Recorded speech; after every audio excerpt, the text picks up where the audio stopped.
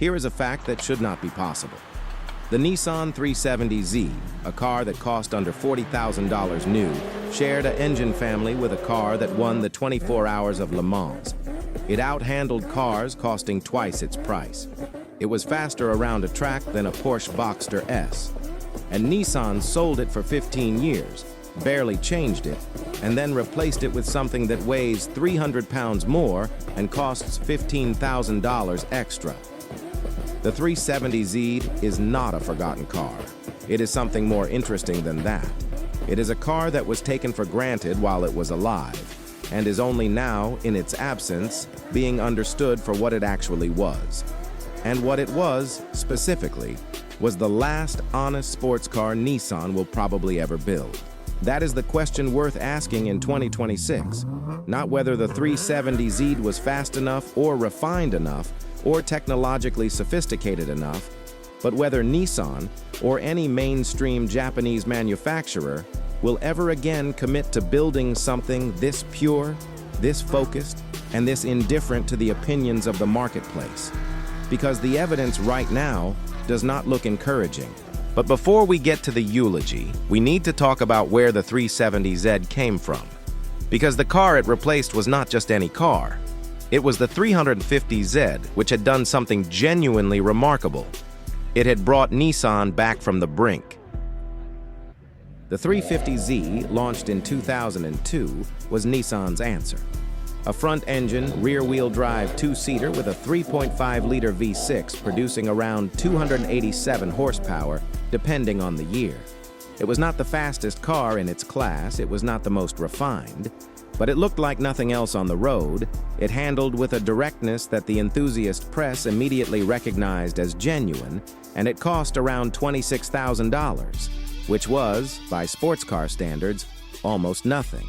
It sold enormously, and it reminded the industry that there was still a large audience for an honest, affordable, driver-focused sports car that did not try to be everything to everyone. The 370Z, launched for the 2009 model year, was Nissan's attempt to build on that foundation, and in almost every measurable way, it succeeded. The 3.7-liter VQ37 VHR produced 332 horsepower in base trim, up significantly from the 350Z's final output. The chassis was shorter, stiffer, and lighter. The suspension geometry had been revised. The 6-speed manual gearbox featured Synchro Rev Match, a system that automatically blipped the throttle on downshifts to match engine speed to wheel speed, producing heel and toe shifts without the technique. It was, in every dimension, a more capable car than what it replaced. And here is where the 370Z story gets complicated. Because being more capable was not the problem. The problem was what Nissan chose to do, and not do, with it over the next 15 years. Between 2009 and 2020, the 370Z received one meaningful powertrain update, a modest increase to 350 horsepower in 2012 that came and went without much fanfare.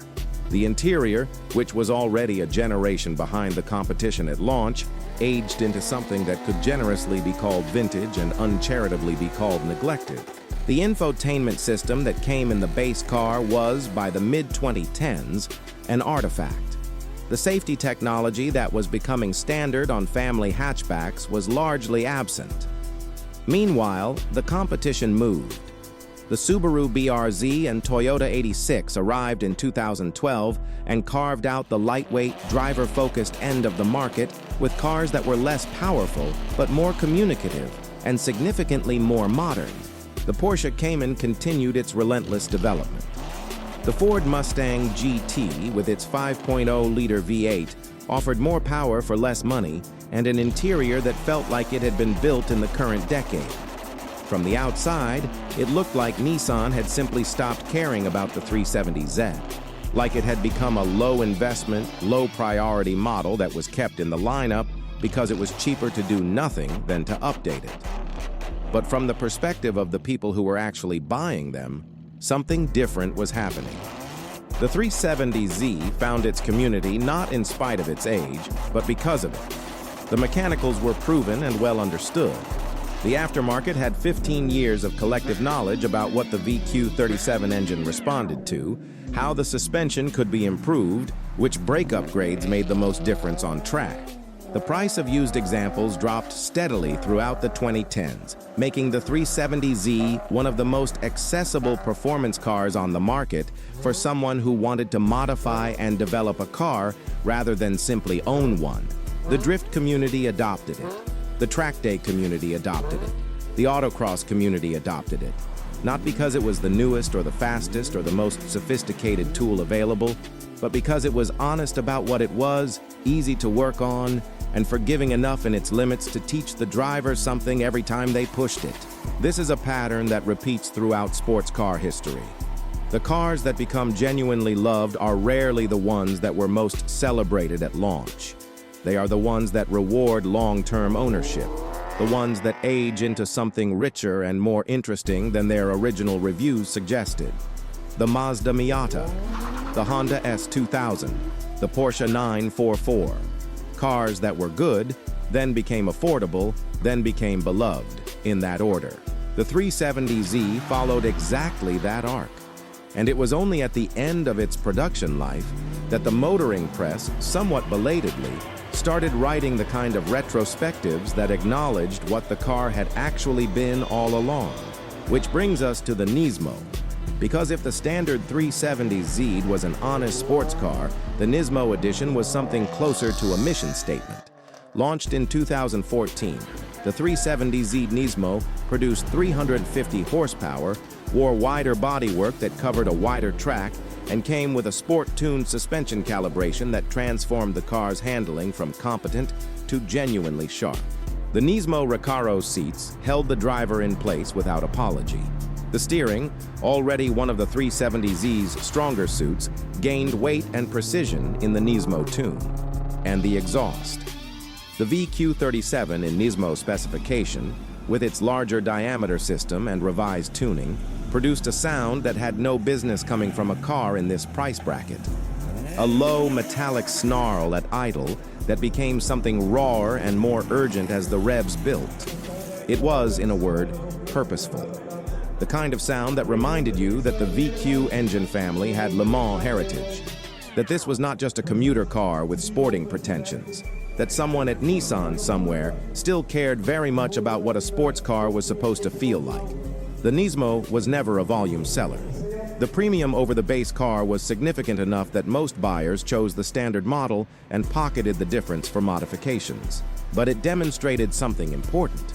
That the 370Z platform, even at the end of its life, had more to give than Nissan had bothered to extract in the standard car, which, depending on your perspective, is either a tribute to the platform's depth or a mild indictment of the decisions made across 15 years of minimal development. The Z proto-concept arrived in 2020, previewing what would become the Nissan Z, and the reaction from the enthusiast community was, initially, almost euphoric. It looked extraordinary. It wore visual cues referencing the S30-240Z and the Z32-300ZX with a fluency that suggested someone in Nissan's design department had been paying very close attention to what the community actually wanted. A twin-turbocharged 3.0-liter V6 producing 400 horsepower, a 6-speed manual transmission, a proper sports car finally updated, and then the production car arrived. And the euphoria developed some complications. The Nissan Z, the 2023 model, is not a bad car. It is, by objective measures, a better car than the 370Z in almost every respect. It is faster, more refined, better equipped, and more modern in every area where the 370Z had aged poorly. The infotainment works. The safety systems are current. The interior materials are a genuine step forward. But it is also 340 pounds heavier than the 370Z it replaced. The twin-turbo engine, while powerful, lacks the natural breathing character of the VQ37's high-revving personality. The automatic transmission option, which the 370Z never offered, accounts for the majority of sales. And the price, starting around $42,000 and climbing to over $50,000 for the Nismo version, places it in a different conversation entirely from where the 370Z began. None of this makes the new Z a bad car, but it does make it a different kind of car, a more mature car, a more comfortable car. A car that is trying to appeal to a broader audience than the 370Z ever attempted to court. And in that broadening, something specific was lost. The 370Z was not trying to appeal to a broad audience. It was not trying to be sophisticated or refined or technologically impressive. It was trying to do one thing, and to do it as directly and honestly as it could. Put the driver in contact with the road, give them enough power to be genuinely fast, and then get out of the way. That philosophy in 2026 is genuinely rare. The market has moved toward more power, more technology, more weight, more everything. The idea that less could be more, that a 332 horsepower naturally aspirated V6 with a 6-speed manual and no driver aids beyond the legal minimum could constitute a complete sports car, is increasingly difficult to find anyone willing to defend in a boardroom, which is precisely why the 370Z matters more now than it did when it was new. It represents the last point at which a mainstream Japanese manufacturer built a sports car without compromise, without trying to be a grand tourer or a technology demonstrator or a platform for a hybrid powertrain or a statement about the brand's direction.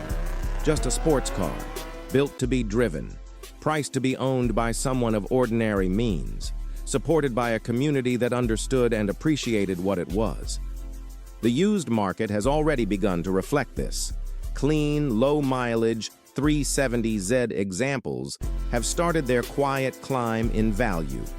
Nismo models in particular have been recognized by collectors as representing something that is unlikely to be replicated. And the broader 370Z community, rather than shrinking as the car ages, has continued to grow. Because the story of the 370Z is not really about horsepower figures or lap times or interior quality. It is about what happens when a manufacturer commits to simplicity at a moment when the entire industry is moving in the opposite direction, and then, 15 years later, quietly walks away from that commitment. The 370Z was not the best sports car of its era. It was not the fastest, or the most sophisticated, or the most celebrated. But it was, consistently and without pretension, exactly what it claimed to be. In a world that increasingly rewards cars for being something other than what they are, that might be the rarest quality of all.